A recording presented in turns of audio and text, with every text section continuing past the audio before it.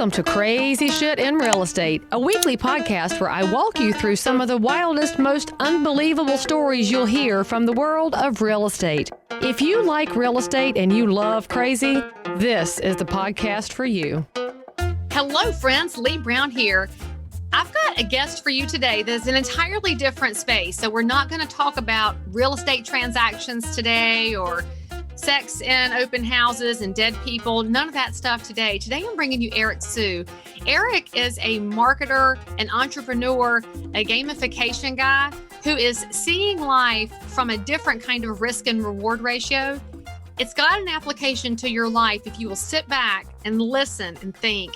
I really can't wait to hear your feedback on this episode because I could have talked to Eric for hours. So dial in and enjoy.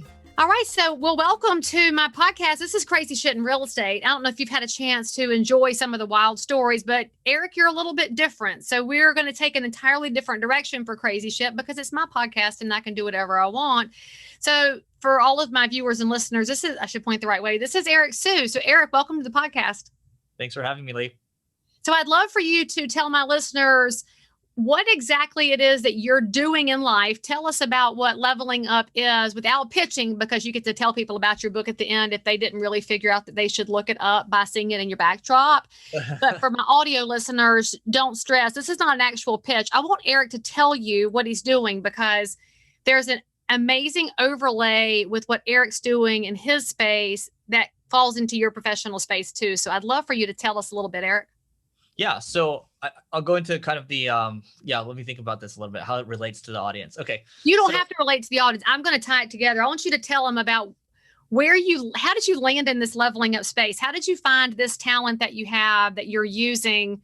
In fact, you know what? Let's just back it up. Where do you live, Eric? What's your background? Well, let's go old school. So my background, no, I'm just kidding. So I'm in LA. I grew up in LA. And it's not the castle back here, if you're watching the video. But so for me, I mean, long story short, I basically lucked into entrepreneurship. So I took over this ad agency when I was about 27 years old. I had no idea what I was doing. I was able to, my first mergers and acquisitions deal, I'm air quoting right now. I bought the company for $2 because it was a failing company. Are you serious? Yeah, $2. So wait. You got to back that up. So they were going to close the doors? Yeah. And you said, let me just take it and here's $2 and go away? Yeah, here's stupid me. So, okay, stupid me. I was like, hey, I think I can make it work. So what I was looking at was this is asymmetric upside. So I'm making a big bet here, understanding that if it works, my upside's unlimited. If it doesn't work, then my downside's capped because I put in a contingency saying if the company failed, I would owe nothing. So I'll get a lot of learnings. The worst case scenario, best case scenario, unlimited, right? And what I was looking to do with the service business was to take the cash flows from it and reinvest it into more exponential or more durable sources of income. And I can go deeper if you want, but we'll keep it at that for right now. So I mean, let's just stop there for 1 second because you live the risk reward ratio. And I think too many people, because they get so just drilled into their day-to-day routine, they forget that everything has a risk, but everything also has a reward. And the more risk one takes, the more reward is possible. And those people who like to get in their rut and stay in their rut, then one day they look up and say, how come I'm not knocking the cover off the ball? How come I'm not a billionaire? Well, if you don't take the risk, it's hard to find the great rewards.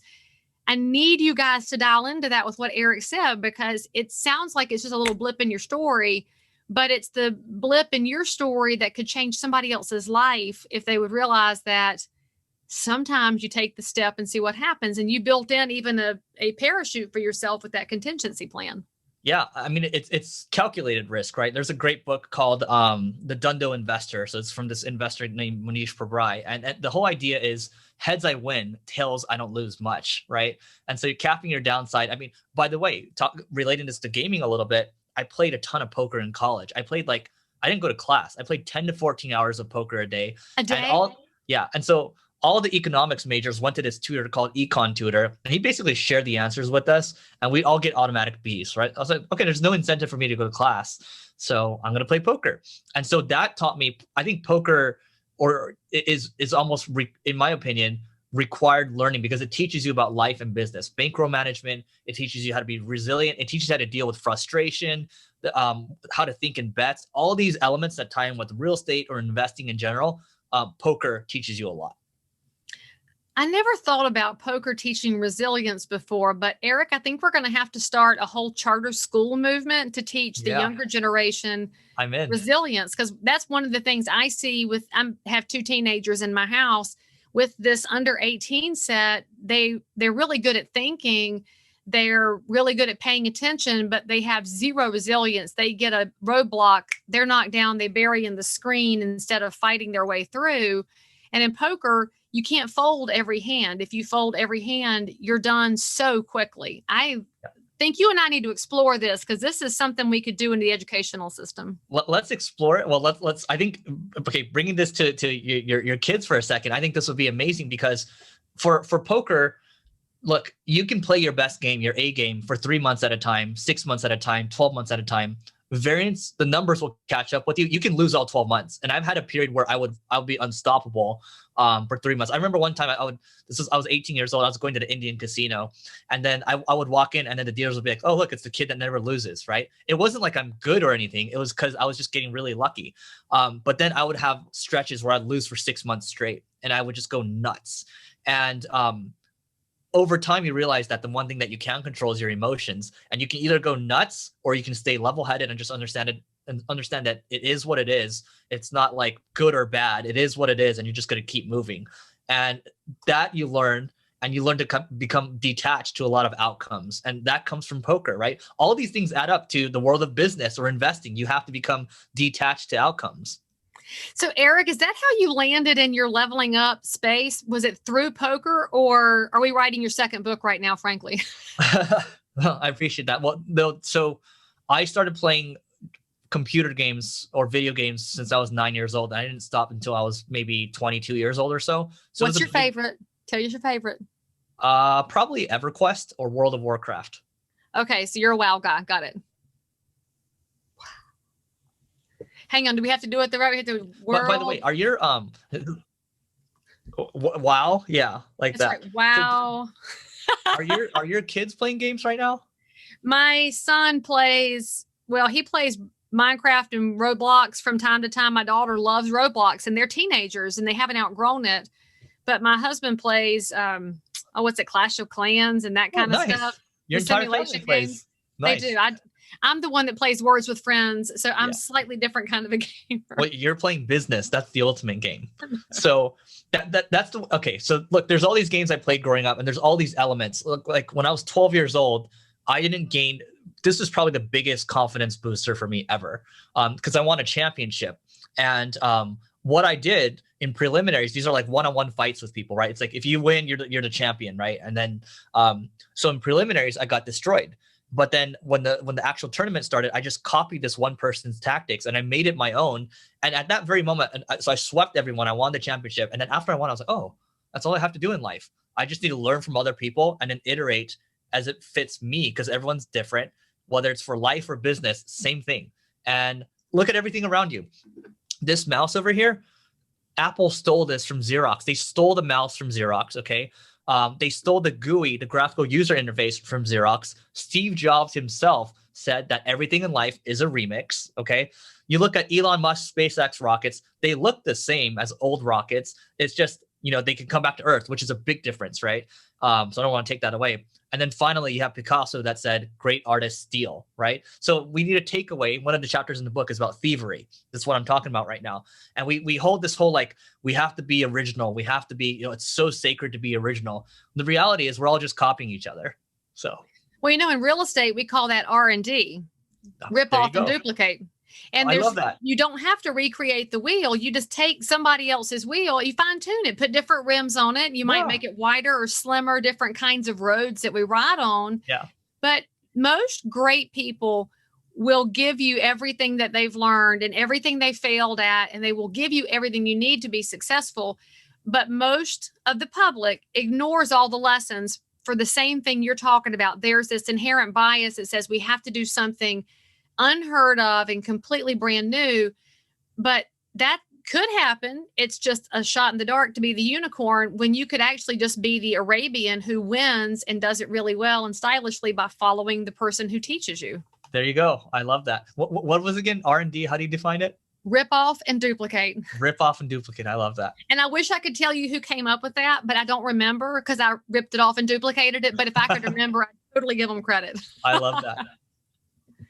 So tell me a little bit about what you're doing next. So you figure out that learning from people, finding out best strategies, and then making them your own takes you to the next level. What happened after that advertising agency that you took the giant risk on and then brought it back? You know, what's funny? The entire thing is all about leveling up because I subscribe to the whole Warren Buffett buy and hold model. So again, the thing has always been to, and thank you for that. It's always been to take the cash flows, go find other opportunities, right? So we have a software business. I'm actively buying other software businesses and other agency type businesses right now. And I operate within my circle of competence, right? There's another word for you. So I operate around marketing. I have, our podcasts, everything we have, it gets good traffic, right? So we're continually compounding on our marketing audience and then continuing to buy or build whatever makes sense and plugging it in. And then the beast is just going to get bigger and bigger. And the reason the book's called Leveling Up, by the way, is because if it's called Level Up, you're only going up one level. But leveling up is like you're trying to get 1% better every single day. And so for me, I'm largely living that. And there's a whole play with the book too. But it's just funny. The book's about like my past, but it's like largely what I'm trying to live right now. So.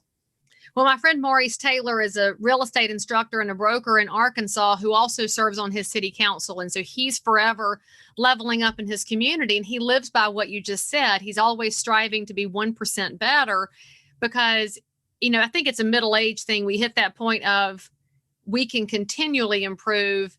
And that's going to take us a lot further. It's no different than your money or the buy and hold strategy of Warren Buffett. Yep. The penny continually reinvested winds up being worth more than $1 million after 30 days because of the compound effect, not because of what looked big one time. Yep. And I love what you mentioned there too, though.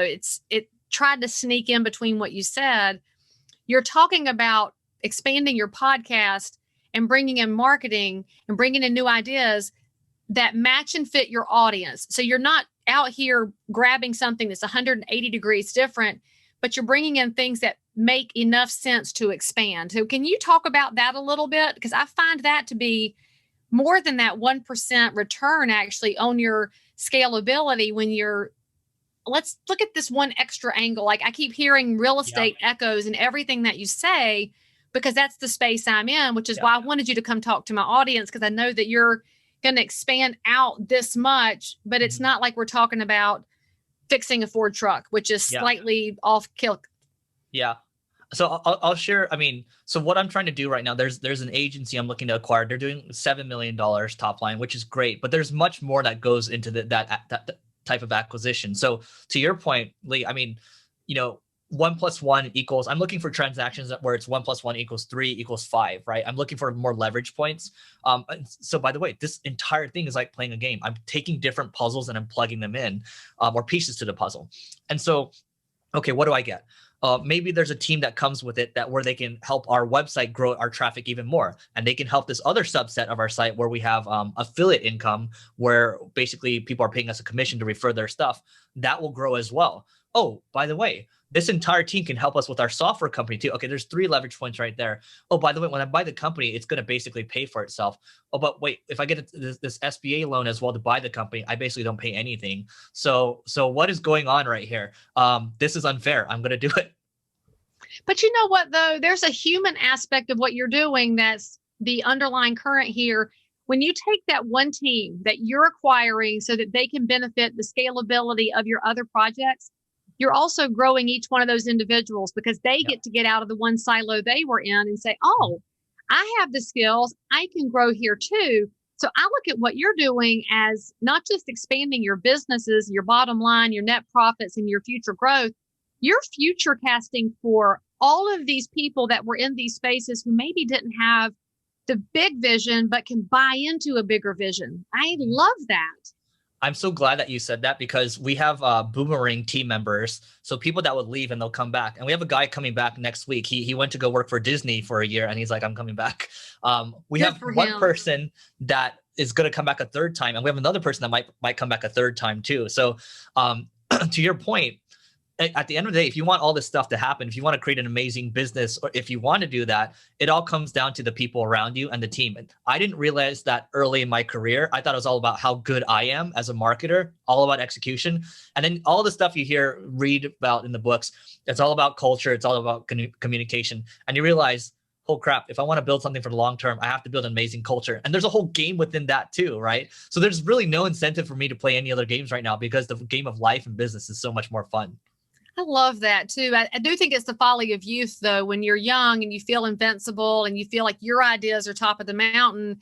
It does take a little bit of seasoning in life to realize that we can get way bigger if we bring people into the vision with us to where they think it's their vision. And sometimes it does become their vision. You and I can become the footnote in somebody else's book, which I would have to wager that if somebody else took your ideas and scaled it 10x, you would look at it and say, that was one of my people. That was one of my boomerangs. Yep. And the proud papa in you would take over, just like I have that same feeling when I watch somebody else go succeed. And the world's big enough. I wish everybody remembered that it's a really big world we live in, full of really great, amazing people.